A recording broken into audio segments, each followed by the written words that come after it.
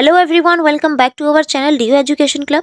सो आज की इस वीडियो में हम इकोनॉमिक्स के क्वेश्चन पेपर को डिस्कस करने वाले हैं जिसका नाम है प्रिंसिपल्स ऑफ माइक्रोनॉमिक्स। ठीक है, ये रहा आपकी क्वेश्चन पेपर का नाम।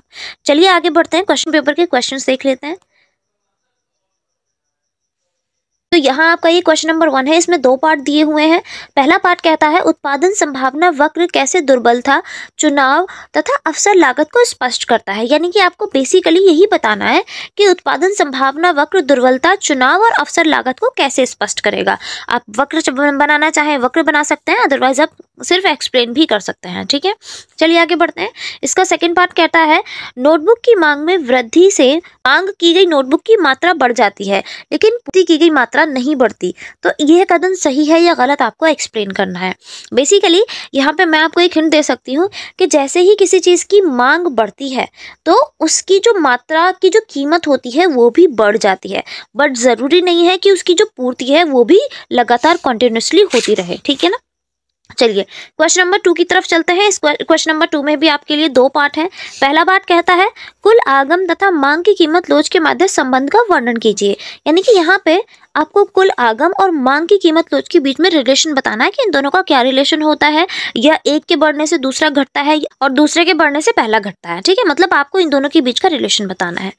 इसी का सेकंड पार्ट है धूम्रपान के उद्देश्य से एक सार्वजनिक नीति पर विचार करें। अध्ययनों से संकेत मिलता है कि सिगरेट की मांग की कीमत लोच 0.4 है।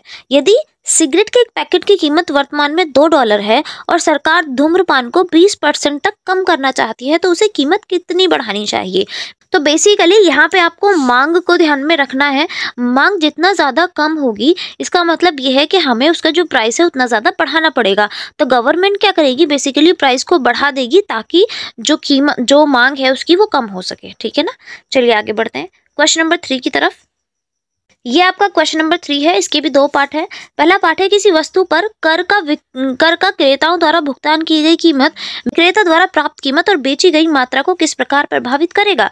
दैट मीन्स कि अगर मैंने कोई चीज़ खरीदी है और उस पर मुझे टैक्स देना पड़ रहा है तो उस पर जिस प्राइस में मैंने वो खरीदी है और जिस प्राइस में मैं उसे बेचूंगी, क्या उस पर कोई प्रभाव पड़ेगा या नहीं पड़ेगा। आपको बेसिकली बस यही चीज़ समझानी है। ठीक है, चलिए इसका दूसरा पार्ट देख लेते हैं।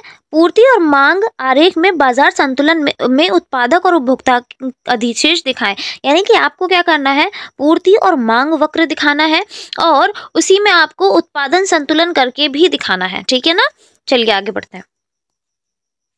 तो हमारा नेक्स्ट क्वेश्चन नंबर 4 है, इसके भी आपको 2 पार्ट दिए हुए हैं। मान लीजिए कि वस्तु X की सीमांत उपयोगिता 20 है जबकि इसकी कीमत 4 रुपये प्रति इकाई है, और Y की सीमांत उपयोगिता 50 है और इसकी जो कीमत है वो 5 रुपये प्रति इकाई है। जिस व्यक्ति पर यह जानकारी लागू होती है वो प्रत्येक वस्तु पर 20 रुपये खर्च रहा है, क्या वह अपनी संतुष्टि को अधिकतम कर रहा है। यानी कि बेसिकली आपको ये बताना है कि उसको लाभ हो रहा है या हानि हो रही है।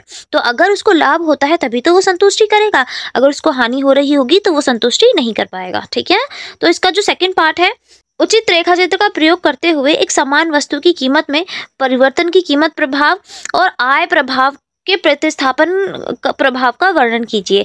यहाँ पे आपको कीमत में परिवर्तन का कीमत प्रभाव और उसके अलावा प्रतिस्थापन जो प्रभाव है आपको दोनों के बारे में बताना है, रेखाचित्र भी बनाना है और इन दोनों ही चीज़ों को एक्सप्लेन भी करना है। ठीक है,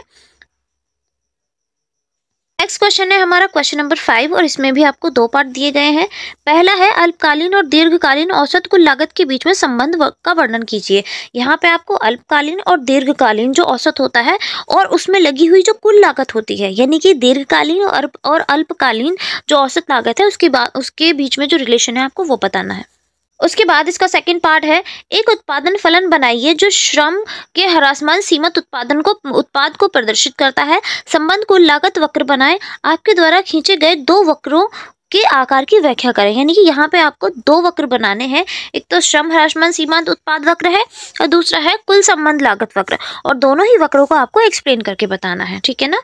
उसके बाद लास्ट क्वेश्चन है हमारा क्वेश्चन नंबर 6 और ये कहता है अल्पकाल तथा दीर्घकाल में पूर्ण प्रतियोगिता के अंतर्गत एक फर्म के संतुलन की प्रकृति में आवश्यक अंतर स्पष्ट कीजिए। यानी कि एक फर्म के संतुलन की प्रकृति किस तरीके की हो सकती है अल्पकाल और दीर्घकाल में, आपको दोनों ही टाइम के बारे में बताना है। ठीक है ना। सो ये आपकी 6 क्वेश्चन थे, इसमें से आपको सिर्फ और सिर्फ 4 अटेम्प्ट करने हैं। सारे ही क्वेश्चंस इजी हैं, आप आराम से कर सकते हैं और जो भी आपको इजी लगे आप वो क्वेश्चन अटेम्प्ट कर सकते हैं, ठीक है। सो आगे आने वाले एग्जाम्स में भी ऐसा ही पैटर्न आपको देखने को मिलेगा, तो अपने फ्रेंड्स के साथ इस वीडियो को शेयर करना मत भूलना। और आगे की वीडियोस के लिए आप हमारे चैनल को सब्सक्राइब कर सकते हैं, वीडियो को लाइक कर सकते हैं। फॉर मोर इन्फॉर्मेशन आप हमारे टेलीग्राम ग्रुप को ज्वाइन कर सकते हैं और फॉर मोर कनेक्टिविटी आप हमारे इंस्टाग्राम ID को भी चेकआउट कर सकते हैं। चलिए फिर मिलते हैं नेक्स्ट वीडियो में। Thank you for watching everyone.